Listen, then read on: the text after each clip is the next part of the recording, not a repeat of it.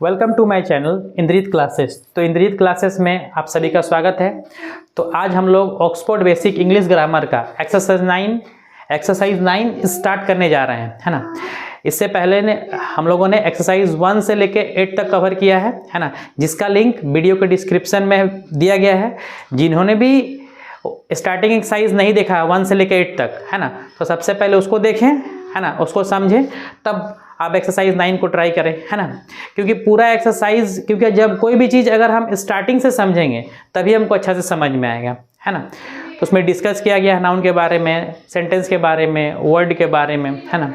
तो ये जो एक्सरसाइज है ये बेस्ड है अवेक्स्टेड नाउन पे।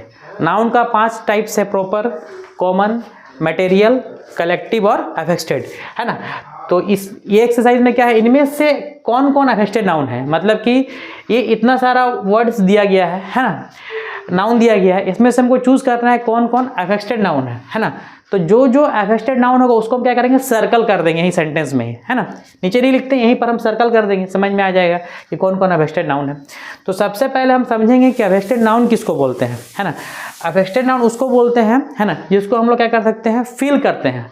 वैसा नाउन जिसको हम लोग क्या कर सकते हैं, फील कर सकते हैं। बाकी को तो हम लोग देख सकते हैं, टच कर सकते हैं, छू सकते हैं, लेकिन अवेक्स्टेड नाउन वैसा नाउन है जिसको हम लोग क्या कर सकते हैं, फील कर सकते हैं, है ना। जैसे ऑनेस्टी। ऑनेस्टी का मतलब क्या होता है, ईमानदारी, जिसको हम लोग क्या कर सकते हैं, टच नहीं कर सकते हैं, छू नहीं सकते हैं, लेकिन क्या कर सकते हैं, महसूस कर सकते हैं, है ना। लव, ये भी क्या है, महसूस कर सकते हैं, है ना। ऑनेस्टी हो गया, है ना। उसके बाद काइंडनेस। काइंडनेस का मतलब क्या होता है, दयालुता, है ना, जिसको हम लोग क्या कर सकते हैं, फील कर सकते हैं। तो वही इसमें चुनना है अवेक्स्टेड नाउन, कि वैसा नाउन जिसको हम लोग क्या कर सकते हैं, फील कर सकते हैं। तो चलिए स्टार्ट करते हैं यहाँ पर। ऐसे गुड, गुड तो क्या हो गया, एडजेक्टिव है ना। गुडनेस का मतलब होता है अच्छाई, है ना। गुड मतलब अच्छा और गुडनेस मतलब अच्छाई, है ना। और भी तरीका जिसमें नेस लगा हुआ है वो क्या होगा, वो अवेक्स्टेड नाउन ही होता है। जिसमें हुड लगा होता है वो भी अवेक्स्टेड नाउन होता है। नेस हो गया, हुड हो गया, ये सब, है ना। तो गुडनेस क्या हो गया मेरा, अवेक्स्टेड नाउन, ये एक पहला हो गया।